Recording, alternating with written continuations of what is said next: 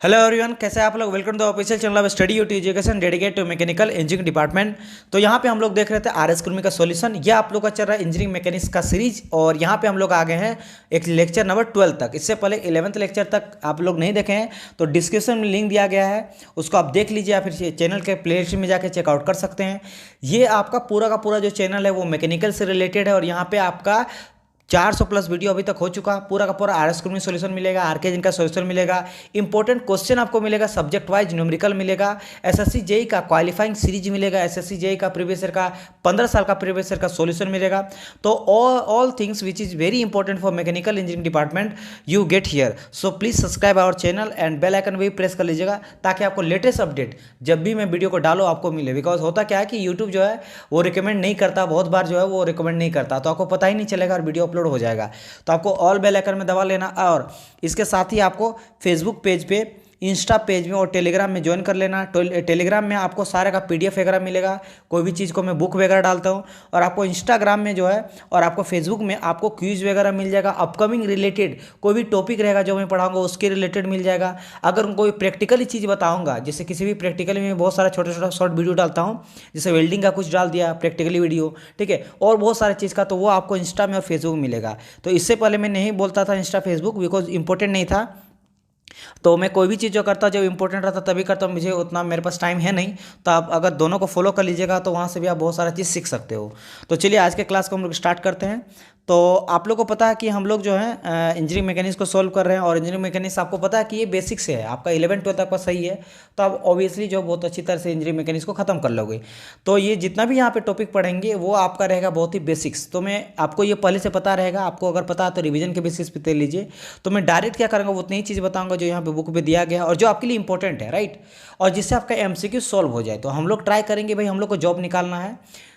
तो जॉब निकालने के लिए क्या इंपॉर्टेंट है वो सारा चीज़ को बताऊंगा। अगर कमी है तो मैं वहाँ पे और भरपाई करूंगा और सारा एक्सटर्नल चीज़ भी बताऊंगा। तो आज के क्लास को स्टार्ट करते हैं। आज का क्लास होने वाला है बहुत ही इंपॉर्टेंट, तो क्लास को कहीं भी छोड़ के जाना नहीं है। आज हम लोग बात करेंगे मोशन ऑफ लिफ्ट का। इसके बाद हम लोग बात करेंगे motion of the two bodies connected with string के साथ जो कनेक्टेड रहता है दो बॉडी, उसका हम लोग बात करेंगे। हम लोग बात करेंगे angular velocity, angular displacement and आपका एंगुलर एक्सेलरेशन का बात करेंगे। सिंपल हार्मोनिक मोशन का बात करेंगे। अगर और टाइम मिला तो हम लोग पेंडुलम का ही बात करेंगे। इसके बाद हम लोग पर करने वाले हैं प्रोजेक्टाइल मोशन। आप लोग ये तो सुने होंगे कि भाई हॉरिजॉन्टल एक आपका फोर्स होता है जिसके चलते हॉरिजॉन्टल मोशन होता है, एक वर्टिकली मोशन होता है, ये हॉरिजॉन्टल हो गया, ये वर्टिकली होगा। लेकिन आप समझिए कि अगर हॉरिजॉन्टल वर्टिकल को एक दोनों कंबाइंड एक मेरा निकले तो उसके चलते किस तरह का वो ट्रेवल करेगा। मान लो कोई फोर्स लगाए जोर से, अगर आप किसी बॉल को फेंकेंगे तो हॉरिजॉन्टल डायरेक्शन में ऐसे मूव करते हुए जाएगा, ठीक है, नीचे से होते हुए जाएगा। अगर किसी चीज़ को आप ऊपर फेंकते हैं तो आपका वर्टिकली जाता है। अब ये सोचिए कि अगर कोई ऐसा बॉडी को आप कैसे फेंकिएगा कि इसमें हॉरिजॉन्टल भी, मतलब वर्टिकली भी फोर्स आए और हॉरिजॉन्टली फोर्स आए, उसको क्या बोलते हैं, उसको हम लोग बोलते हैं प्रोजेक्टाइल मोशन। तो हम लोग प्रोजेक्टाइल मोशन का भी बात करने वाले हैं। उसमें बहुत सारा टॉपिक्स हो जाएगा, सब टॉपिक, जैसे ट्रेजेक्ट्री क्या होता है, वेलोसिटी ऑफ प्रोजेक्शन क्या हो जाता है, एंगल ऑफ प्रोजेक्शन क्या हो जाता है, टाइम ऑफ फ्लाइट क्या हो जाता है, सारा चीज़ के बारे में हम लोग डिस्कस करेंगे। सबसे पहले बात करते हैं मोशन ऑफ फ्लाइट के बारे में। देखो, सबसे पहले बेसिक अंडरस्टैंडिंग में बता दो, तो आप 10th क्लास में सुने होंगे कि लेफ्ट में अगर कोई मास है, कोई दो इंसान है, तो अगर मोशन के साथ यानी कि वो एक्सेलेरेशन के साथ ऊपर जा रहा है या नीचे जा रहा है तो उसका इफेक्ट क्या पड़ जाता है, कब आपको ज़्यादा वेट फील होगा। जब हम लोग पता है कि ऊपर वेट जाता है तो ज़्यादा वेट फील होता है, नीचे जाता है तो कम वेट फील होता है, ऐसा क्यों हो जाता है, ये सारी चीज़ के बारे में डिस्कस करेंगे। लेट सपोज दो मेरा लिफ्ट है, और लिफ्ट मान लो कि आप जो है आप खड़े हैं और आपके साथ एक स्टूडेंट भी खड़ा है, दोनों फील्ड में, दोनों डायरेक्शन पे। एक बार क्या कर रहे हैं, आप लिफ्ट में ऊपर की ओर जा रहे हो और सेकंड वाले लिफ्ट में आप नीचे की ओर जा रहे हो। तो यहाँ पे कौन कौन सा चीज़ यहाँ पे इंपॉर्टेंट होगा फॉर इक्वेशन ऑफ लिफ्ट। पहली बात जान लो कि सर अगर हम खड़ा हैं दोनों तो हम लोग का कुछ ना कुछ तो मास होगा, द्रव्यमान होगा। तो सही बात है, हम लोग का कुछ ना कुछ मास होगा। और जब ये ऊपर जाएगा या नीचे आएगा तो एक्सलेट हो जाएंगे हम लोग। एक्सेलेरेशन क्या हो जाता है, जब जो मास रहता है, कोई मेरा मास बॉडी पड़ा हुआ है, इस तरह बेग पड़ा हुआ है या फिर कोई भी पत्थर पड़ा हुआ है, इसे धक्का दे दिया, जब ये मोशन करने लगता है तो मोशन क्यों हो जाए, एक्सेलेरेशन के चलते, उसमें एक्सलेट आता है, चेंज इनटू वेलोसिटी, वेलोसिटी अपन टाइम। और वेलोसिटी क्या हो जाता है आपका, डिस्प्लेसमेंट ऑन टाइम, यानी कि जब वो डिस्प्लेसमेंट किया टाइम के साथ तो उसको हम लोग बोलते हैं वेलोसिटी। और यही वेलोसिटी जो है वो टाइम के साथ चेंज हो रहा है तो उसको बोल देते हैं हम लोग क्या, एक्सेलेरेशन।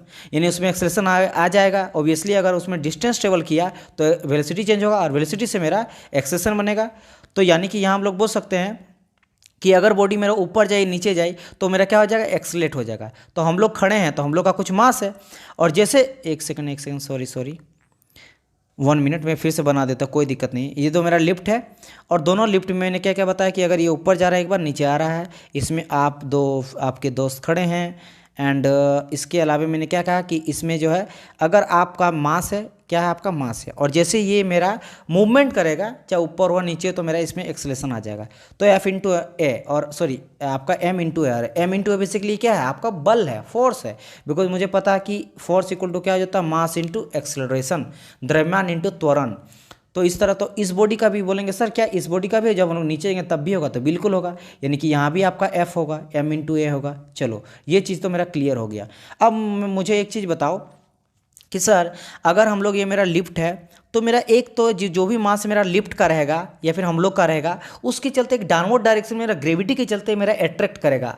जो अर्थ के क्रेस्ट में मेरा अर्थ रहता है उसके क्रेस्ट में रहता है ग्रेविटी फोर्स, ठीक है, तो वो अंदर की ओर खींचता है। तो सर ये जो भी मेरा हम लोग का लिफ्ट और मास का लिफ्ट होगा ना, उसका एक मास के चलते, और एक्सेलेरेशन यहाँ भी लेगा लेकिन एक्सेलेरेशन ड्यू टू ग्रेविटी लगेगा, तो यहाँ पे mg को लोड लगेगा जो कि ऑलवेज डाउनवर्ड डायरेक्शन में लगेगा, चाहे ऊपर जाए नीचे जाए, वो नीचे ही चाहेगा कि नीचे की ओर खींचे। तो दोनों लिफ्ट में मेरा mg जो है वो किधर लगेगा, डाउनवर्ड डायरेक्शन पे लगेगा। और बेसिकली mg मेरा है क्या, वेट बोल सकते हो, क्योंकि पता है कि जब भी मास में द्रव्यमान पे हम लोग ग्रेविटी को इंटू कर देते हैं तो मेरा वो वेट में कन्वर्ट हो जाता है। और वेट एक तरह से फोर्स ही है, तो वेट भी क्या है मेरा, वेट मेरा फोर्स ही है, ठीक है। लेकिन ये ग्रेविटेशनल फोर्स मतलब यहाँ आपका इसमें जो m इंटू ए है मेरा एक्सेलेरेशन, लेकिन यहाँ जो g है वो है एक्सेलेरेशन ड्यू टू ग्रेविटी। दोनों का यूनिट मेरा सेम होता है, मीटर पर सेकंड स्क्वायर, इसमें भी मीटर पर सेकंड स्क्वायर। तो ये दोनों चीज़ है, लेकिन हाँ ये चीज़ होता है कि जब ग्रेविटी डाउनवर्ड डायरेक्शन में जाता है तो पॉजिटिव लेते हैं, डाउनवर्ड डायरेक्शन में पॉजिटिव लेते हैं, और जब अपवर्ड डायरेक्शन पे जा रहा है तो हम लोग ग्रेविटी को नेगेटिव लेते हैं। और जी का वैल्यू कितना था, 9.81 मीटर पर सेकंड स्क्वायर। ओके, तो मुझे दो चीज़ पता चल गया सर, मास इंटू एक्सेलेरेशन आपका हो जाएगा, फोर्स एक आपका मास का हो जाएगा जो लिफ्ट के अंदर है, एंड डाउनवर्ड डायरेक्शन में ग्रेविटी के चलते एक मेरा और आएगा वेट या फिर फोर्स जो कि हो गया mg, दो चीज़। अब एक चीज़ बताओ, लिफ्ट में जुड़ा रहता है मेरा स्ट्रिंग, यानी कि जो वायर जुड़ा रहता है, ऊपर तरफ वायर जुड़ा रहता है, वो भी तो रिएक्शन फोर्स लगाएगा। तो वो रिएक्शन फोर्स ऑलवेज मेरा किधर लगा, अपवर्ड डायरेक्शन पे लगाएगा, क्योंकि वो हमेशा उसको टेंशन में खींचे हुए रखता है ताकि लिफ्ट गिर ना जाए। बात समझ में आया, तो ऊपर की तरफ ही लगाएगा, ऑलवेज ऊपर की तरफ ही लगा के रहता है, ठीक है, ये चीज़ हो गया। अब देखो इसमें मैं और एक अब चीज़ मैं बताता हूँ। आप थैला देखे होंगे, आप तो थैला पकड़ते हैं ना, मान लो ये आपका थैला है इस तरह करके, और यहाँ पे आप फ्रूट रखे हुए, 2-4 फ्रूट है, 3-4 फ्रूट है, चलो 2 में ले लेता हूँ थैला, और यहाँ भी 2-4 फ्रूट है।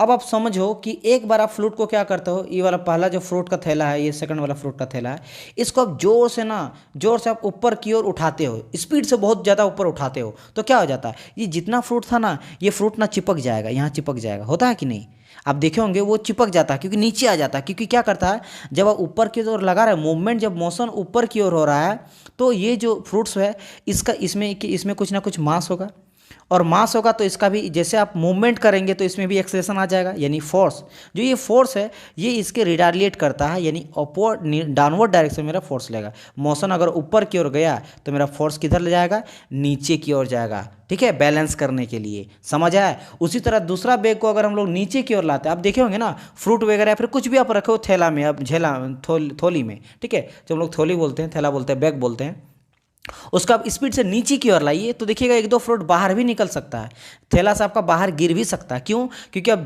नीचे की ओर जब मोशन कीजिएगा तो फोर्स मेरा अपवर्ड डायरेक्शन में लगेगा, कि इसका कुछ ना कुछ मास है, और मूवमेंट के चलते एक्सेलेरेशन आ जाएगा जो कि रिटालिएट करेगा, मतलब अपवर्ड डायरेक्शन पे लगेगा, जस्ट अपोजिट डायरेक्शन।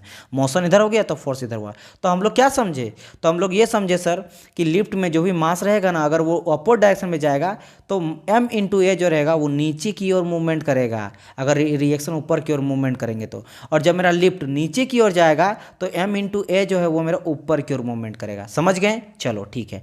अब हम लोग पढ़ते हैं आगे, देख लेते हैं बुक में भी क्या दिया है, थोड़ा इसको भी हम लोग पढ़ लेते हैं। चलो क्या बोला गया, कंसिडर अ लिफ्ट, एलिवेटर और केज, यानी कि तीनों को हम लोग एक ही बोलते हैं, लिफ्ट बोलो, केज बोलो, एलिवेटर ले लो, carrying some mass and moving with uniform velocity. एक यूनिफॉर्म वेलोसिटी क्या हो जाता है, वेलोसिटी मतलब होता है, सॉरी यूनिफॉर्म एक्सेलेरेशन बोला है, यानी चेंज इनटू वेलोसिटी होगा तभी तो एक्सेलेरेशन आएगा। और यूनिफॉर्म एक्सेलेरेशन करने का मतलब क्या हो जाता है कि सर ये यूनिफॉर्म रहेगा, मतलब इस पॉइंट में भी, इस पॉइंट में भी, इस पॉइंट में भी एक्सेलेरेशन मेरा सेम रहेगा। अगर ये 5 मीटर पर सेकंड स्क्वायर है तो यहाँ भी 5 मीटर पर सेकंड स्क्वायर ही होगा। बात समझ में आए? इसी को हम लोग बोलते हैं यूनिफॉर्म एक्सेलेरेशन। ठीक है, ये नहीं कि यूनिफॉर्म एक्सेलेरेशन भी कुछ और होता है, मतलब दोनों के बीच में जो है अगर हम लोग चेंज इन एक्सेलेरेशन निकालेंगे तो क्या हो जाता है, चेंज इन एक्सेलेरेशन हो जाता है a2 - a1, तो हम लोग देखेंगे 5 - 5 बराबर 0 हो जाएगा। इसी को बोलते हैं यूनिफॉर्म एक्सेलेरेशन, यानी कि चेंज इन एक्सेलेरेशन नहीं आ रहा है।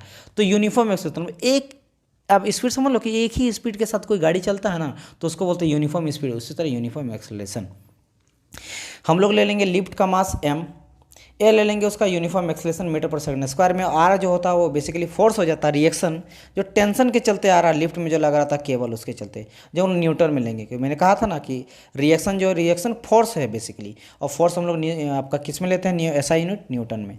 अब हम लोग देख लेते हैं कि भाई इक्वेशन 2 कौन कौन सा निकलेगा। तो पहला इक्वेशन आप देख लो, मैं बता देता हूँ यहाँ डायरेक्ट, में बाद में दिखना बुक में क्या लिखा हुआ। रिएक्शन मेरा ऑलवेज ऊपर की तरफ लेगा टेंशन के चलते केबल का, तो ठीक है रिएक्शन। तो ये हो गया, ऊपर में आ रहा आर, नीचे में क्या लेगा, एक तो सर mg मेरा ऑलवेज नीचे में लेगा, और क्या नीचे में लेगा सर, जब ऊपर की तरफ हम लोग मूव कर रहे हैं, ये अपर डायरेक्शन में मूवमेंट हो रहा है, तो क्या होगा सर, इसमें जो m × a है ना वो नीचे करेगा। मैंने जस्ट अभी थैला वाला कहा, ऊपर क्यों जाएंगे तो नीचे हो रहता, तो m × a नीचे की ओर मूवमेंट करेगा, मतलब नीचे क्या लगेगा mg और ma, तो क्या होगा यहाँ पे r = बोल सकते हो mg + ma, तो बस और कुछ नहीं है, यही हो गया इक्वेशन। तो ये आपका इक्वेशन हो गया यहाँ पे। अब यहाँ पे कुछ नहीं किया गया, m को कॉमन ले लेंगे तो r = क्या आ जाएगा, एक सेकंड, r = m को कॉमन ले लेंगे तो g + a आ जाएगा, राइट। एंड अगर ma को हम लोग इधर नेगेटिव लेंगे तो r - ma = ma आ जाएगा, खत्म।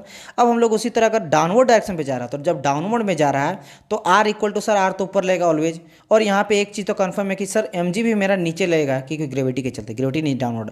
अब बात आता है कि ये किधर मूव करेगा, तो सर ये जो आपका मास इंटू है, अगर हम लोग नीचे की ओर जा रहे हैं, मूवमेंट एक्सेलेरेशन के साथ लिफ्ट मेरा स्पीड होकर नीचे जा रहा है, तो अगर नीचे जा रहा है तो मेरा जो m × a है ये ऊपर की ओर जाएगा, यानी कि ma मेरा क्या हो जाएगा, नेगेटिव, यानी कि -ma आ जाएगा, क्योंकि नीचे की ओर है। या फिर दूसरा तरीका से भी लिख सकते हो कि r = mg - ma। बात समझ में आया, क्योंकि बेसिकली क्या होगा ये, अच्छा चलो हटाओ, ma नेगेटिव समझ में नहीं आ रहा, तो चलो ये चीज़ समझ में आया ना कि r मेरा लिफ्ट अगर ऊपर नीचे की ओर जा रहा है तो क्या होगा, मूवमेंट नीचे हो रहा है, तो मेरा नीचे हो रहा है तो ऑपोजिट में लगेगा ma, क्योंकि ऊपर तरफ ma जाएगा, क्योंकि नीचे आ रहा है तो रिएक्शन ऊपर जाएगा, यानी फोर्स मेरा ऊपर की ओर जाएगा।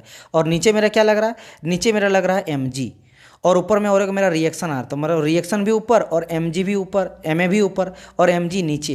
तो हम लोग लिख सकते हैं कि भाई r + mg, सॉरी mg नहीं ma, r + ma, क्योंकि ये दोनों ऊपर जाएगा और mg मेरा नीचे जा रहा है। तो अब देखो अगर हम लोग r निकालेंगे तो क्या आ जाएगा, mg - ma, तो यहाँ से ये चीज़ निकल गई, m कॉमन लेंगे तो g - a आ जाएगा।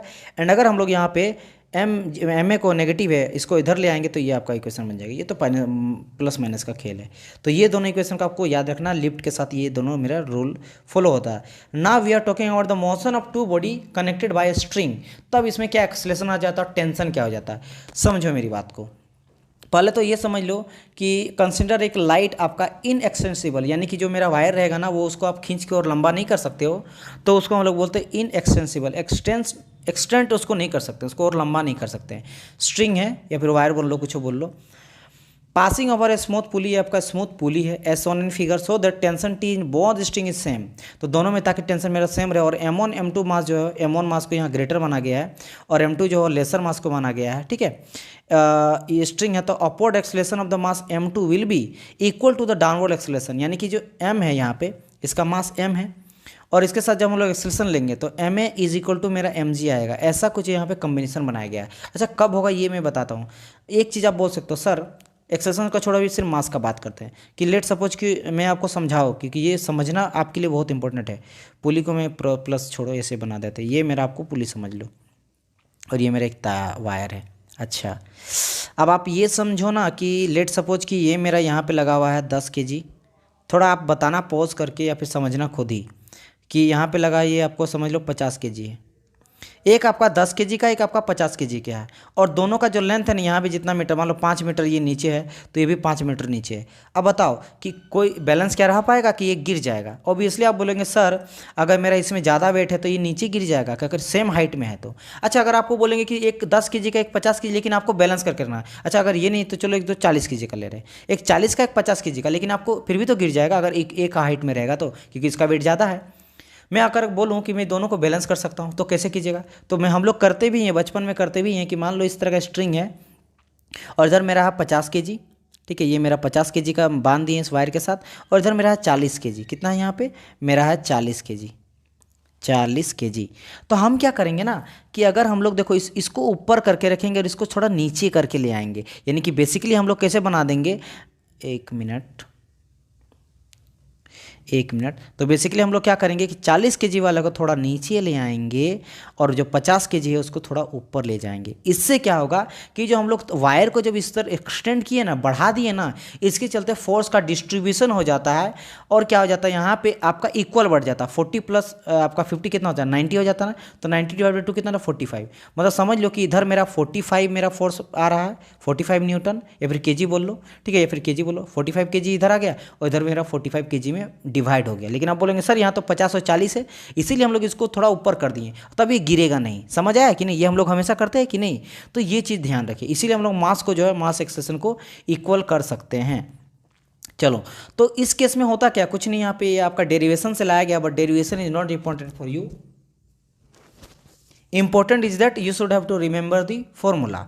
तो इस केस में क्या हो जाएगा, यहाँ पे एक्सेलेरेशन जो हो जाएगा वो एक्सेलेरेशन आपका हो जाएगा A = G m1 - m2 / m1 + m2 metre per second square. और अगर टेंशन कितना आ रहा है स्ट्रिंग में पड़ रहा है, तो ये टेंशन जो निकलेगा 2m1 m2 G / m1 + m2, जो कि न्यूटन में आएगा। टेंशन एक तरह से फोर्स हो जाता है, रिएक्शन हो जाता है, राइट। तो ये दोनों तो आपको याद रखना ही रखना। वैसे देखो अभी इतना 20+ आया जाएगा इस तरह का नॉमरिक मतलब फॉर्मूला।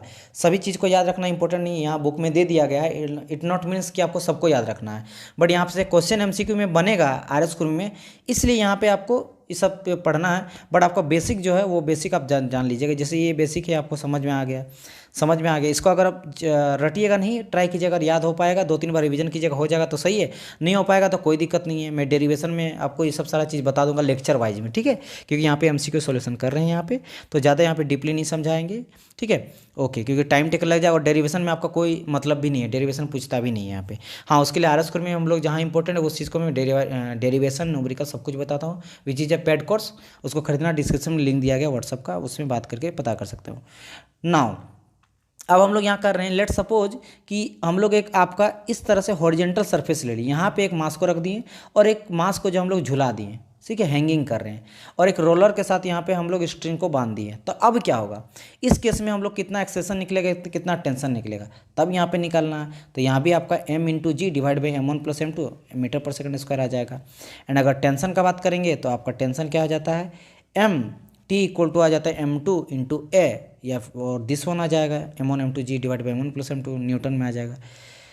सेकंड यहाँ पर रहा कि चलो ठीक है, इसी तरह का सेम है, एक हैंगिंग कर रहे हैं, एक आपका रखा हुआ, लेकिन बस ये जो आपका सरफेस है ना, इस बार हम लोग रफ ले लिए हैं, या क्या ले लिए हैं, रफ हॉरिजॉन्टल प्लेन ले लिए हैं, ठीक है। अब क्या होगा, अब एक्सेलेरेशन मेरा जो है, और यहाँ टेंशन में क्या आएगा, एक चीज़ यहाँ पे इंपॉर्टेंट है जो पूछ सकता है आपसे, जब भी रफ सरफेस आ जाएगा ना, तो जो भी मेरा आपको पता है कि रफ सरफेस में अगर इधर फोर्स मेरा लग रहा है तो अपोजिट एक्सिस में मेरा आपका क्या आएगा, फ्रिक्शन आएगा, जिसको बोलते हैं कोफिशिएंट ऑफ फ्रिक्शन। तो ये इंपॉर्टेंट यहाँ पे, क्योंकि रफ सरफेस है।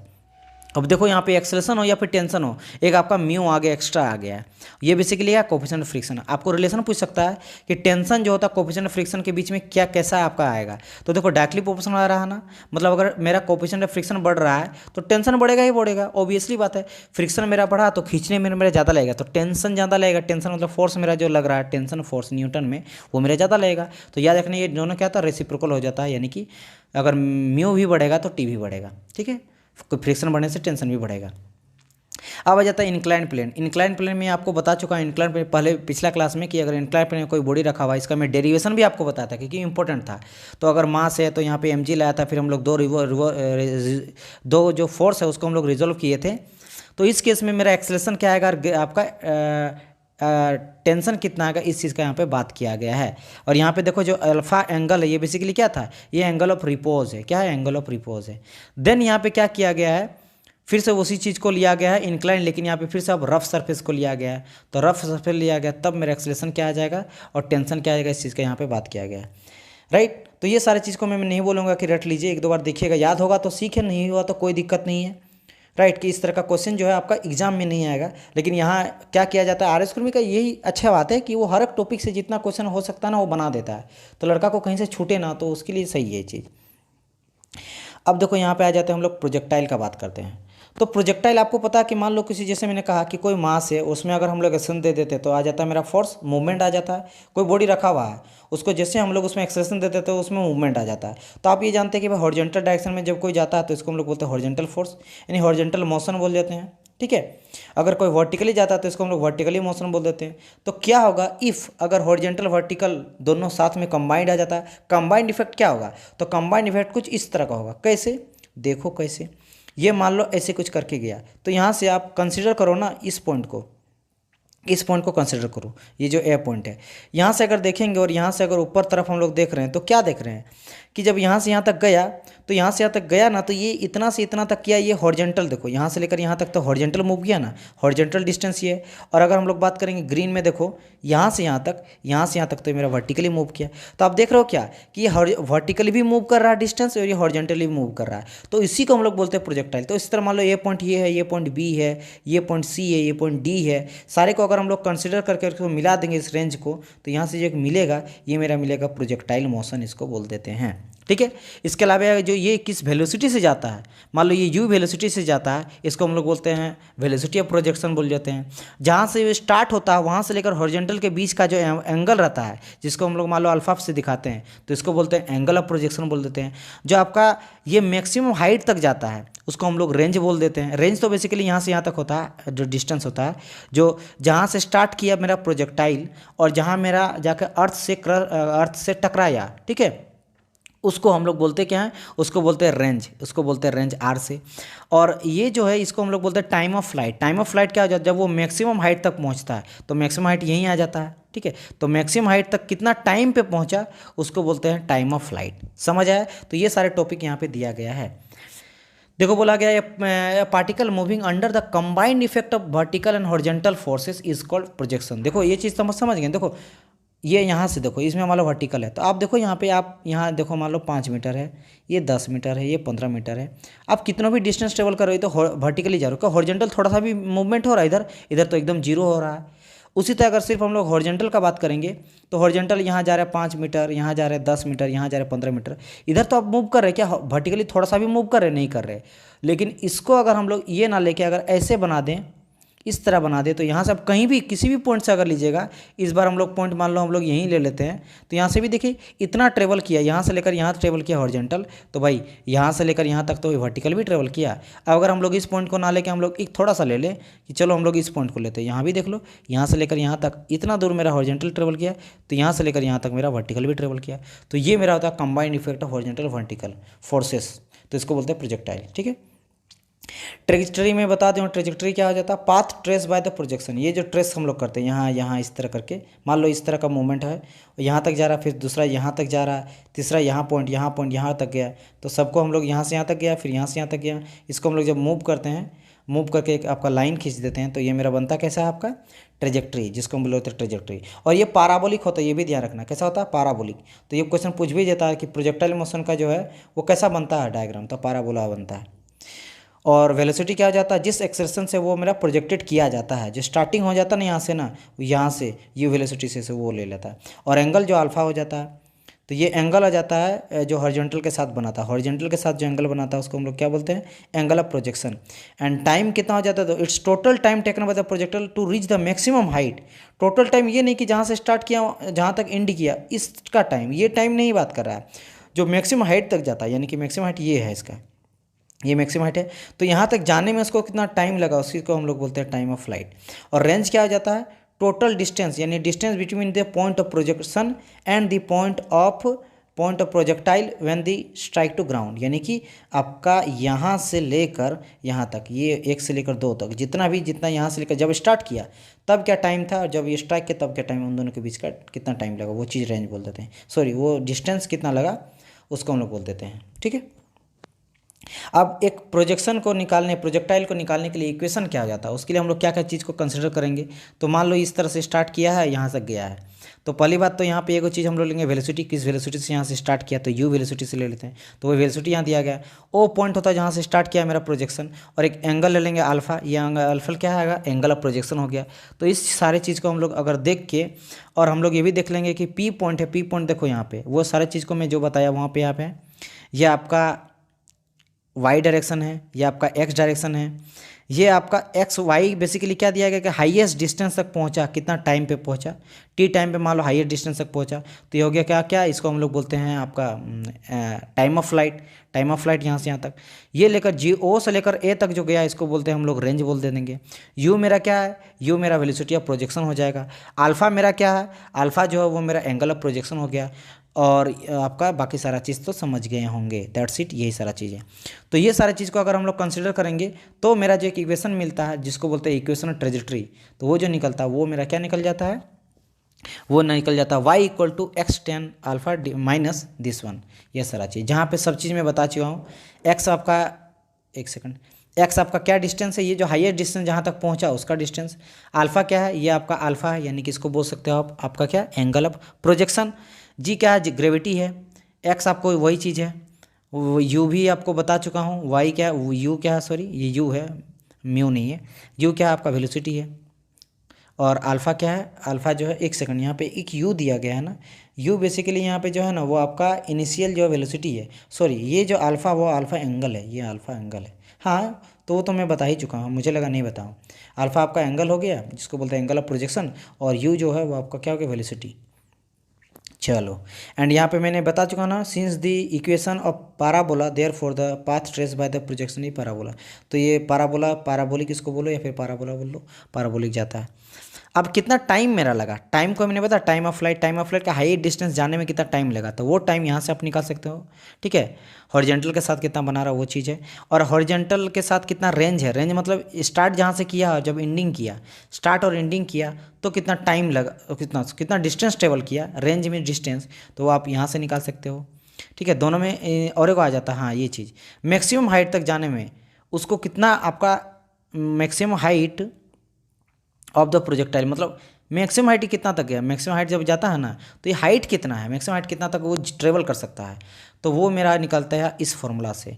और आपको ये चीज़ पता ही होगा, देखो हॉरिजॉन्टल रेंज में कि मैक्सिमम हाइट तक जाना तो किस हम वेलोसिटी से प्रोजेक्टाइल करेंगे, तो ऑलवेज किसी भी चीज़ को अगर आपको ये चीज़ बचपन से पढ़े आ रहे हो कि 45 एंगल से भेजेंगे तो सबसे ज़्यादा डिस्टेंस ट्रेवल करता है। तो अगर हमको मैक्सिमम रेंज निकालना है, क्योंकि देखो लेट सपोज, समझेंगे नहीं तो आएगा नहीं समझ में आपको। मान लो यहाँ से गए, पहला जब हम लोग यू वेलोसिटी से उसको भेजे तो ये यहाँ से स्टार्ट किया और यहाँ जाकर स्ट्राइक कर गया, तो आप रेंज मतलब डिस्टेंस कितना ट्रेवल किया, यहाँ से लेकर यहाँ तक किया। अब इस बार हम लोग क्या कर रहे हैं, तो ये एंगल मान लो अल्फा है, अल्फा इक्वल टू मान लो 30 डिग्री है। अब हमको मैक्सिमम चाहिए, तो मैक्सिमम आपको पता 45 एंगल में जब हम लोग रहते हैं तो मैक्सिमम डिस्टेंस वो ट्रेवल करता है, तो हम लोग आप 45 एंगल भेजे। तो इस बार वो क्या किया, कुछ इस तरह से एंगल से गया और ऐसे करके यहाँ तक पहुँचा। अब देखो रेंज पहले कितना था, इतना था, लेकिन अब रेंज बढ़ गया, अब यहाँ से यहाँ तक रेंज आएगा, तो मेरा रेंज बढ़ जाएगा। ये रेंज कब बढ़ेगा, जब एंगल का वैल्यू कितना लेंगे, 45 लेंगे, तो उस केस में मेरा जो रेंज आ जाता है वो रेंज कितना आ जाता है, ओनली आ जाता है यू स्क्वायर डिवाइड बाई जी। हम बोलेंगे सर साइन 2 अल्फा को हटा क्यों दिए, हटाएं किस लिए बाबू, कि देखो साइन 2 है और अल्फा का वैल्यू 45 लेंगे, तो 45 से जब करेंगे तो कितना आ जाएगा, साइन 90 आ जाएगा। और as you know the sine 90 का वैल्यू आ जाता है 1, तो 1 पुट करेंगे तो पूरा का पूरा खत्म हो गया 1, यानी बचा क्या, only u square divide by g, r का वैल्यू। मैक्सिमम हाइट के लिए ये हो जाता फॉर्मूला, दोनों में कोई अंतर नहीं होता, ध्यान से अगर देखिएगा, आर में, रेंज में और हाइट में, यू स्क्वायर साइन अल्फा, बस यहाँ पे जी रहता है, यहाँ पे 2g आ जाता है, राइट सॉरी। एंड अगर हम लोग बात करेंगे टाइम ऑफ फ्लाइट का, तो टाइम ऑफ फ्लाइट 2 ऊपर में आ जाता है, 2u आ जाता है, यू स्क्वायर के जगह में 2u sine alpha divide by G. अब देखो ये आपका इंपॉर्टेंट है, इसको आपको ध्यान में रखना है अगर आप याद रख सकते हो तो। बाकी यहाँ पे और सारा 6-7 और दिया है, जब हम लोग आपका रफ सरफेस ले लेंगे, इंक्लाइन ले लेंगे, तब क्या होगा तो देख लेते हैं, क्योंकि यहाँ पे क्वेश्चन बनेगा time of flight projectile when the projectile, देखो ना क्या बोल रहा है सिंपल। अब हम लोग सिंपली क्या कहते हैं, इस तरह से हम लोग वेलोसिटी से फेंकते थे, वो जब स्ट्राइक कर रहा है तो सब चीज़ निकालते थे, रेंज निकालते थे, एंगल निकालते थे, टाइम ऑफ फ्लाइट निकालते थे। अब बात कर रहा है कि इस तरह ना हो कि अगर हम लोग कोई इंक्लाइन में इस तरह का कुछ रख दिए, मान लो लेडर या कोई सीढ़ी रख दिए, ठीक है, इस तरह करके, अब हम लोग यहाँ से फेंकेंगे तब, जैसे कि ऐसे कुछ रख दिए हॉरिजॉन्टल के साथ, तो अब यहाँ से कुछ किस चीज़ को हम लोग अगर थ्रो कर रहे हैं तो ये जाके यहाँ टकराएगा, क्योंकि यहाँ इससे नीचे आएगा ही नहीं, ठीक है, इसी तरह का दीवार है कुछ समझ लो। तो अब इस केस में मेरा कितना टाइम लगेगा, ठीक है, इस केस में मेरा टाइम ऑफ फ्लाइट क्या होगा, इस केस में मेरा रेंज क्या होगा, इस केस में मेरा हाइट क्या होगा, ये निकालेंगे।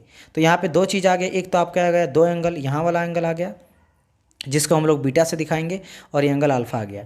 ये जो एंगल है आपको पता है कि एंगल ये क्या है, ये एंगल ऑफ प्रोजेक्शन है, और ये जो बीटा है ये आपका क्या है, हॉरिजॉन्टल के साथ ये बना रहा है, ठीक है, हॉरिजेंटल वाला एंगल है, जिसको हम लोग बोलते हैं इंक्लिनेशन ऑफ प्लेन बोल सकते हो। तो यहाँ पे आपका टी टाइम टेबल, टाइम कितना हो जाता है, टाइम ऑफ फ्लाइट, ये आ जाएगा, निकल जाएगा। ठीक है, ओके।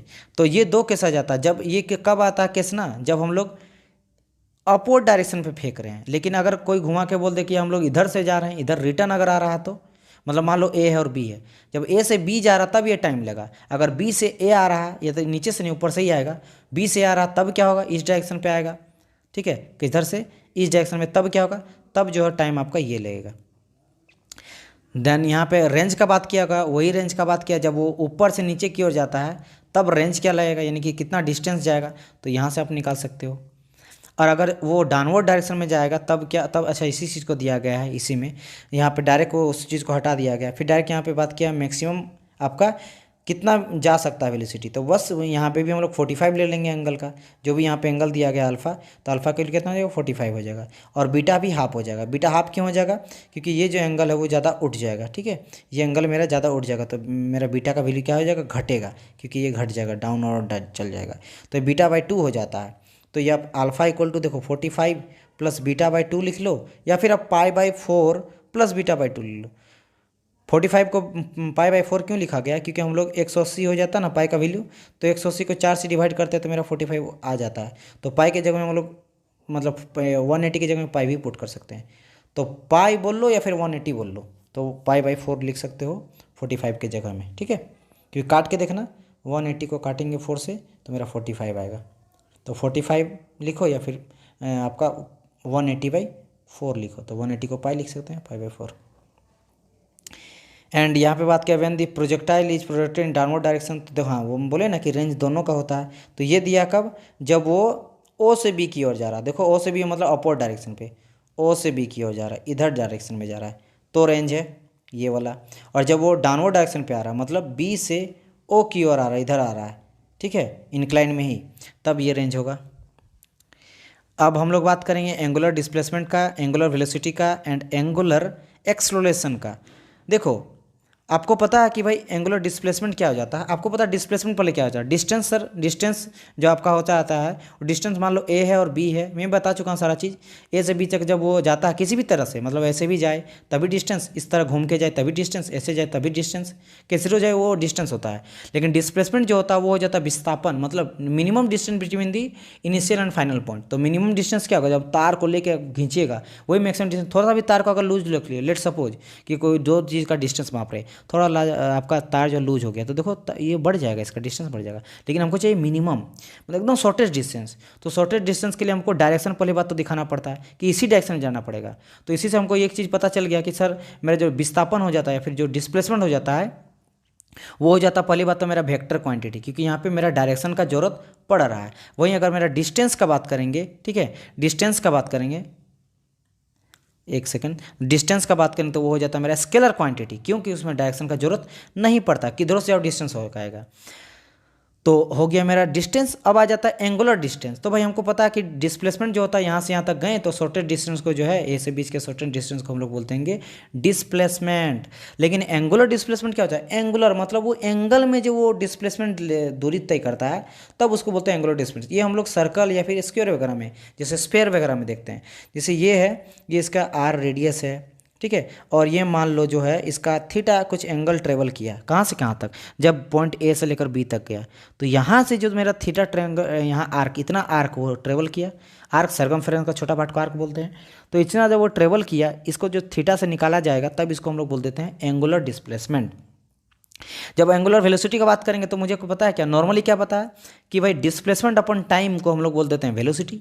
तो जब हम लोग एंगुलर वेलोसिटी की बात करेंगे तो आ जाएगा angular displacement upon time, right, okay. और जब यहाँ निकालेंगे हम लोग आपका एंगुलर एक्सेलरेशन, तो मुझे पता है नॉर्मली एक्सेलरेशन इक्वल टू क्या जाता है सर, एक्सेलरेशन होता है velocity upon time, change into acceleration, acceleration into sorry velocity into time, change into velocity को बोलते हैं एक्सेलरेशन।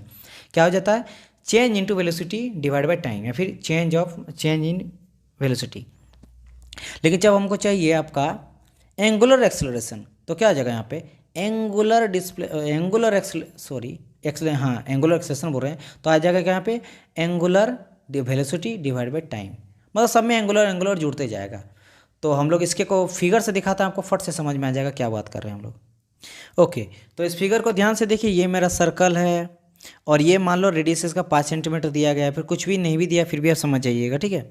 ये आपका रेडियस दिया गया है और ये इतना लेंथ जो है वो ट्रेवल किया कब, जब थीटा एंगल ये गया, मतलब यहाँ से मान लो ए से लेकर बी तक गया, तो ए से बी तक गया तो कितना वो डिस्प्लेसमेंट किया। अब यहाँ तो डिस्प्लेसमेंट हम नहीं निकाल सकते हैं नॉर्मली कि यहाँ से यहाँ तक भाई एक शॉर्टेज डिस्टेंस बिटवीन, क्योंकि ये सर्कुलर गया है, एंगुलर डिस्प्लेसमेंट किया है। नॉर्मली अगर आपको बोला जाता है डिस्प्लेसमेंट तो क्या करते हैं, यहाँ से लेकर यहाँ तक का मिनिमम डिस्टेंस, मतलब ये चीज़। लेकिन आप देखो कि ये इस तरह घूम के गया है क्योंकि सर्कल में घूम कर रहा है ना, सर्कल में घूम रहा है, ठीक है। तो इसके लिए आपको क्या चाहिए, तो इसके लिए निकालना पड़ता है आपको एंगुलर डिस्प्लेसमेंट, जो कि थीटा निकालना पड़ता है। थीटा निकाल के क्या करते हैं, ये जो आर्क होता है वो आर्क को हम लोग ले लेते हैं, थीटा इक्वल टू जो भी आर्क आ जाता है और डिवाइड में जो रेडियस आ जाता है उसको हम लोग लेते हैं। तो आर क्या देख रहे हैं, मान लो एल ले लेंगे तो एल अपॉन आर आ जाता है और ये इसको हम लोग लिखते हैं थीटा, ठीक है। ये थीटा आ जाता है, जिस तरह डिस्प्लेसमेंट हम लोग मान लो डी से लिखते हैं तो उससे, तो यहाँ पे हम लोग थीटा लिखते हैं। और इसका हम लोग, इसका जो एंगल है, एंगल का आपको पता है, आपको यूनिट क्या हो जाता है, रेडियन में लेते हैं। किस में लेते हैं, रेडियन में लेते हैं। तो एंगुलर डिस्प्लेसमेंट का आपका यूनिट क्या हो जाएगा, आपका रेडियन हो जाएगा। समझ आया कि नहीं, रेडियन में लेते हैं एंगल को, हम लोग रेडियन में ही लेते हैं, ठीक है। रेडियन और पाई में कन्वर्ट करते हैं, आपको पता होगा। कोई भी जो एंगल लेते हैं 37 डिग्री सेल्सियस, सॉरी सेल्सियस बोल रहे हैं, आई मीन 37 डिग्री, तो ये डिग्री है। हम लोग, आप लोग पढ़ेंगे लोअर क्लास में कि डिग्री को हम लोग चेंज करते थे आपका रेडियन में। तो दोनों क्या हो जाता है, एंगल को मेजर करने के लिए यूज़ करते हैं। तो यहाँ से पता चल गया कि भाई एंगुलर डिस्प्लेसमेंट का यूनिट क्या हो जाएगा, आपका रेडियन हो जाएगा। रेडियन हो जाएगा, ये चीज़ समझ गए होंगे, जो कि आपका थीटा का हो जाएगा रेडियन। चलो अब आ जाता है एंगुलर वेलोसिटी। तो मुझे पता है कि एंगुलर डिस्प्लेसमेंट, तो डिस्प्लेसमेंट अपॉन टाइम को बोल देते हैं आपको क्या, एंगुलर वेलोसिटी, यानी इसी से ड्राइव हो जाता है। तो जो भी डिस्प्लेसमेंट होगा अपॉन टाइम, मतलब क्या था यहाँ पे, डिस्प्लेसमेंट था theta equal to l by r, तो ई यानी कि एंगुलर डिस्प्लेसमेंट अपॉन टाइम मतलब l by r t is equal to क्या हो जाएगा आपका, हो जाएगा आपका डब ओमेगा से दिखाते हैं एंगुलर वेलोसिटी को। तो देखो थीटा का थीटा लिखें, यानी कि हम लोग बोल सकते हो कि भाई ये बोल सकते हैं कि angular velocity is equal to, यानी कि एंगुलर वेलोसिटी अगर ओमेगा से दिखाएं तो ओमेगा इक्वल टू हो जाएगा क्या, डिस्प्लेसमेंट चेंज इन टाइम, यानी कि डिस्प्लेसमेंट अपॉन टाइम। यही तो हुआ ना, क्योंकि डी थीटा का वैल्यू क्या है यहाँ पे, एल अपॉन आर है और डिवाइड बाई टाइम, क्योंकि ये आपका क्या होगा, दिस वन इज कॉल आपका angular displacement divide by time. तो डी थीटा बाई टाइम, तो डी थीटा बाई टाइम जिसको दिखाते हैं किससे, आपका आपका सॉरी ओमेगा से दिखाते हैं। अब इसका यूनिट क्या होगा, आपको पता है कि डी थीटा यानी थीटा का वैल्यू क्या होता था, रेडियन हो जाता है। और नीचे में टाइम है, टाइम को क्या बोलते हैं, सेकंड से। तो रेडियन पर सेकंड का यूनिट किसका हो गया, आपका एंगुलर वेलोसिटी का। जिस तरह आपका डिस्प्लेसमेंट का आपका यूनिट हो गया आपका क्या, रेडियन, उसी तरह एंगुलर वेलोसिटी का क्या हो जाएगा, रेडियन पर सेकेंड। समझ आया। अब आ जाते हैं एक्सेलेरेशन पे। एक्सेलेरेशन क्या हो जाता है सर, एक्सेलेरेशन नॉर्मली जानते हैं, एक्सेलेरेशन हो जाता है आपका वेलोसिटी अपॉन टाइम, लेकिन यहाँ तो बात कर रहा है आपका एंगुलर का, तो क्या जगह पे एंगुलर वेलोसिटी अपॉन टाइम। अच्छा, और एंगुलर वेलोसिटी क्या हो जाता है सर, एंगुलर वेलोसिटी हम लोग निकाले ओमेगा, मतलब यहाँ आ जाएगा डी ओमेगा, ठीक है। डेल्टा ओमेगा हो सकता है, मतलब डी ओमेगा ले लो, डेल्टा नहीं है, डेल्टा ही है, डेल्टा ओमेगा और डिवाइड बाई टाइम। अब फिर से यूनिट अगर इसका निकालेंगे तो क्या हो जाएगा, यूनिट आपको पता है कि यहाँ था आपका रेडियन पर सेकेंड, रेडियन का पर सेकेंड था किसका, वेलोसिटी का, और नीचे में फिर से टाइम आएगा तो फिर से सेकंड, तो क्या निकल जाएगा, रेडियन पर सेकंड स्क्वायर। तो रेडियन पर सेकंड यहाँ जाएगा, यहाँ पे स्क्वायर आ जाएगा इसका यूनिट। समझ आया कि नहीं, ओके। ये चीज़ यहाँ पे किया गया है। और ये डी स्क्वायर क्यों आया, क्योंकि देखो आपका क्या हो जाता है, एक्सेलेरेशन, एक्सेलेरेशन आ जाता है आपका क्या, देखो यहाँ पे क्या करेंगे, यहाँ पे D theta D W by D T, और डी डब्ल्यू मतलब एंगुलर वेलोसिटी, और एंगुलर वेलोसिटी क्या हो जाता है, एंगुलर वेलोसिटी होता है डी थीटा बाई थीटा, तो डी डब्ल्यू हो जाता है, यहाँ करेंगे क्या, D theta by D T, और यहाँ पे फिर से टाइम करेंगे तो ये जब जाएगा ऊपर तो ये स्क्वायर आ जाएगा। समझ आया, ये चीज़ हो जाता है। चलो, तो ये चीज़ हम लोग देख लिए। ओके, तो देन यहाँ पे आ जाता है हम लोग का नेक्स्ट टॉपिक। तो हम लोग क्या करेंगे, नेक्स्ट लेक्चर में हम लोग करेंगे इससे रिलेटेड एमसीक्यू, क्योंकि अभी 40 मिनट का लेक्चर हो चुका है और इससे ज़्यादा अभी मैं बताऊंगा नहीं। हाँ चलिए, इसी से रिलेटेड मैं बुक से अगर कुछ दिया है स्पेशल मैं बता देता हूँ यहाँ पे कुछ चीज़, क्योंकि यहाँ से क्वेश्चन बन सकता है। यहाँ पे बताया गया कि भाई it is the angle describe by a particle from one point two another, जैसे मैंने कहा था यहाँ से लेकर यहाँ तक जाता है, तो उसको से हम लोग दिखाते हैं वन पॉइंट से अदर पॉइंट तक जाता है with respect to time.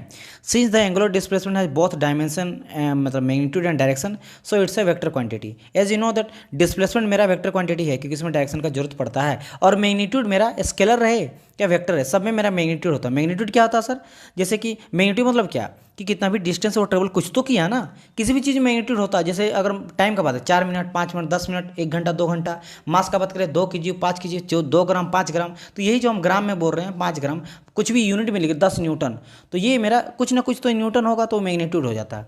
Direction हो जाता है जिसमें डायरेक्शन का जरूरत पड़ता है, तो डिस्प्लेसमेंट देखे थे कि डायरेक्शन का जरूरत पड़ता है, तो it's a vector quantity. In order to completely represent a angular displacement by a vector, it must be fixed following the 3 condition। 3 condition होना चाहिए। पहला क्या बोला, direction of the axis rotation, तो डायरेक्शन ऑफ एक्सिस रोटेशन होना चाहिए, सही बात है, रोटेशन घूमना चाहिए। Magnitude of the angular displacement, angular displacement का मैग्नीट्यूड होना चाहिए, होना ही चाहिए, कुछ ना कुछ तो होना चाहिए ना भाई, कुछ ना, कि इतना है नहीं कि स्टार्ट किया यहीं पे खत्म यहीं पे कर दिया, तो कहाँ से आएगा, कुछ मैग्नीट्यूड चाहिए, 2 4 5 जितना भी होना चाहिए वो रेडियन उतना मूव करना चाहिए, ठीक है। And sense of the angular displacement, उसका सेंस भी होना चाहिए, यानी कि वो मूव जो कर रहा है उसका एंगुलर डिस्प्लेसमेंट एक डायरेक्शन पे होना चाहिए। एंगुलर वेलोसिटी में बात किया गया क्या, इट्स रेट चेंज, एक second, it is the rate of change of angular displacement. जिस तरह वेलोसिटी होता है rate of change of velocity, इस तरह rate of change of angular velocity of a body, right. It's usually express in revolution पर minute, यानी RPM में करते हैं या फिर आरपीएस, दोनों, यानी रेडियन पर मिनट या फिर रेडियन पर सेकंड, आरपीएम या फिर आरपीएस। इसको क्या बोलते हैं, रेवोल्यूशन पर मिनट, मतलब एक रेवोल्यूशन मान लो यहाँ से स्टार्ट किया और यहाँ से यहाँ तक गया, तो ये 1 रेवोल्यूशन यहाँ तक पहुँचा है। ये पूरा रेवोल्यूशन पर मिनट, मतलब 1 मिनट में कितना रेवोल्यूट कर रहा है, एक चक्का कितना रेवोल्यूट कर रहा है, उसको बोलते हैं क्या, रेवोल्यूशन पर मिनट। तो आरपीएम में करते हैं या फिर आरपीएस में करते हैं। और यूनिट जैसे कि मैंने कहा था रेडियन पर सेकंड हो जाता है, क्यों, क्योंकि ये हो जाता है आपका डिस्प्लेसमेंट अपॉन टाइम, तो एंगुलर डिस्प्लेसमेंट टाइम, और डिस्प्लेसमेंट को हम लोग दिखाते हैं रेडियन से और डिवाइडेड बाई टाइम को सेकंड से, तो ये चीज़ आता है। ये भी आपका वेक्टर क्वांटिटी बनता है, क्यों, क्योंकि ये डिस्प्लेसमेंट से बना, और डिस्प्लेसमेंट जो है आपका वेक्टर क्वांटिटी होता है, तो ये भी है, इसको ओमेगा से दिखाते हैं, जो कि आप ग्रीक लेटर होता है। एंड हम लोग दिखाएंगे कितना, ओमेगा इक्वल टू, देखो मान लो 2 पाई, ये तो बेसिकली हो जाता है इसका 2 पाई आ जाता है, क्या हो जाता है 2 पाई आंसर है, लेकिन ये मिनट में बात करेगा कि 2 पाई मतलब यहाँ से स्टार्ट किया यहाँ तक घुमा, तो ये तो चाहिए ना मुझे एंगुलर वेलोसिटी, यानी कि डिस्प्लेसमेंट अपॉन टाइम, तो डिस्प्लेसमेंट जो हुआ वो तो एंगुलर है, इसलिए 2 पाई कितना टाइम में किया। लेकिन अब मान लो नंबर, अब कितना नंबर में करेगा, तो एन यहाँ जोड़ देते हैं, 60 बार घुमा तो 2 पाई एन आ गया, और इसको हम लोग सेकंड में कन्वर्ट करना है, तो 60 कर देंगे मिनट से सेकंड में लाने के लिए, तो यहाँ देखो रेडियन पर सेकंड में लाने के लिए 2 पाई एन अपॉन 60 किया गया, और एन क्या है कि भाई कितना बार वो रोटेट किया, नंबर ऑफ रोटेशन। और यहाँ पे if a body rotating in omega radian per second along with the circular path of radius R, then the linear, अगर वेलोसिटी इसका निकालेंगे तब क्या हो जाएगा, तो v equal to omega into R आ जाता है, ठीक है, इसको भी ध्यान में रखिएगा। अब लास्टली आ जाता है एंगुलर एक्सेलरेशन, क्या आ जाता है, चेंज ऑफ एंगुलर वेलोसिटी, जिस तरह हो जाता है वेलोसिटी, चेंज इन वेलोसिटी को बोलते हैं एक्सेलरेशन, यहाँ पे हो जाता है चेंज इन एंगुलर वेलोसिटी। इसको हम लोग किससे दिखाते हैं, रेडियन पर सेकंड में दिखाते हैं, क्यों, बिकॉज मुझे पता है कि एक्सेलरेशन क्या आ जाता है, वेलोसिटी अपॉन टाइम आ जाता है, तो उसका हम लोग एंगुलर वेलोसिटी निकाल देते हैं, तो उसको बोलते हैं रेडियन पर सेकंड।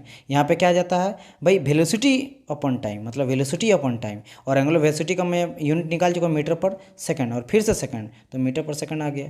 तो चूंकि हम लोग मीटर पर सेकंड लीनियर के ले लेते हैं, लेकिन ये एंगुलर का बात कर रहे हैं, तो यहाँ रेडियन पर सेकंड, और यहाँ पे आ जाएगा रेडियन पर सेकंड स्क्वायर, ठीक है, तो रेडियन पर सेकंड स्क्वायर आ जाएगा यहाँ का। ये भी आपको, ये हम लोग अल्फा से दिखाते हैं, ये भी आपका वेक्टर है, कि वेक्टर से बना है, वेलोसिटी से बना है, तो वेक्टर वेलोसिटी भी आपका vector quantity, displacement vector quantity, तो बन तो उसी से रहा ना चीज़ें। अब इसके देखो फिर से यहाँ बताया गया कि अगर मान लो मूव कर रहा है सर्कुलर पाथ पे आर रेडियस के साथ, और उसका एक्सेलरेशन अल्फा दिया गया, तो उसका लीनियर एक्सेलरेशन क्या हो जाएगा, A is equal to alpha into R, यानी कितना रेडियस वो ट्रेवल किया, जो भी मेरा वेलोसिटी यानी लीनियर में, तो उतना रेडियस के साथ हम लोग मेजर करते थे, रेडियस से। बात समझ में आया, ये चीज़ को ध्यान में आप लोग को रखना है, एक सेकंड, ठीक है। एंड यहाँ पे और एक चीज़ बात किया गया, शायद ये सबसे क्वेश्चन बन सकता है, यहाँ लिखा गया, इसलिए पढ़ लेते हैं एक बार। When a body moves along with circular paths, its linear acceleration will be two component. One is normal component and other is tangential component. The normal component of the acceleration is known as normal or centripetal acceleration. Basically centripetal होता है क्या आपका, towards the center. तो towards the center में आपका कितना acceleration लग रहा है, उस चीज़ का यहाँ पे बात किया गया है। तो उस चीज़ का बात किया गया जो कि आपका जो centripetal acceleration था, towards the center कितना मेरा फोर्स लगता है, वो हो जाता है v square divide by r, या फिर बोल सकते हो कि ओमेगा स्क्वायर आर हो जाता है। देखो यहाँ पे 2 का बात किया गया है ना, कि भाई टू कंपोनेंट हमको मिलता है जब वो आपका घूमता है। कौन कौन सा? एक तो हो जाता है आपका नॉर्मल कंपोनेंट और हो जाता है टेंजेंशियल। और यहाँ पे बात किया गया कि नॉर्मल जो कंपोनेंट होता है जिसको हम लोग सेंट्रीपिटल बोलते हैं, जो कि सेंटर की ओर लगता है, ठीक है। तो भाई दूसरा कंपोनेंट का यहाँ पे बात नहीं किया। देखो दूसरा कंपोनेंट आगे बात किया गया है, when a body moves along a circular path with the uniform velocity then there will be no tangential acceleration but it will be only the centripetal acceleration। अब ये समझ आप लोग को आया होगा कि भाई यहाँ पे दो कंपोनेंट का बात किया था ना, तो एक आपका था टेंजेंशियल और एक था आपका जो हो जाता था आपका दिस वन, यानी कि centripetal acceleration, sorry centripetal acceleration कहा जाता था, एक आपका टेंजेंशियल। लेकिन यहाँ बोला कि कोई टेंजेंशियल एक्सेलेरेशन होता ही नहीं। वाई? बिकॉज टेंजेंशियल एक्सेलेरेशन क्या हो जाता है, जो आपका 90 डिग्री डायरेक्शन में भागता है, लेकिन वो तो आपका डायरेक्शन दिखाता है इस डायरेक्शन में मूव करता है, इसलिए उस चीज़ को हम लोग अलॉन्ग साइड नहीं लेते हैं। एंड फोर्थ नंबर है when the body moves along the straight path then there will be no centrifugal acceleration but will be the only tangent. देखो वही वाला बात है कि जब मेरा स्ट्रेट पाथ में जाता है तब जो यहाँ मेरा एक्सेलेरेशन आ जाता है वो मेरा क्या आ जाता है, सिर्फ एक्सेलेरेशन मिलेगा। यहाँ सेंट्रीपिटल नहीं होता कि सेंट्रीपिटल का टुवार्ड्स द सेंटर, तो यहाँ सेंटर का कोई बात ही नहीं आता, ये तो स्ट्रेट लाइन में मूव कर रहा है। लेकिन जब स्ट्रेट लाइन में मूव करेगा तो यहाँ पे जो है आपका कोई टेंजेंशियल नहीं होगा, देन तब मेरा क्या होगा, ये आपका आपका आपका सेंट्रीपिटल एक्सेलरेशन होगा। तो ये दोनों चीज़ का यहाँ पे बात किया गया है। तो अब यही हम लोग का क्लास यहाँ खत्म। एसएचएम के बारे में नेक्स्ट लेक्चर में बात करेंगे।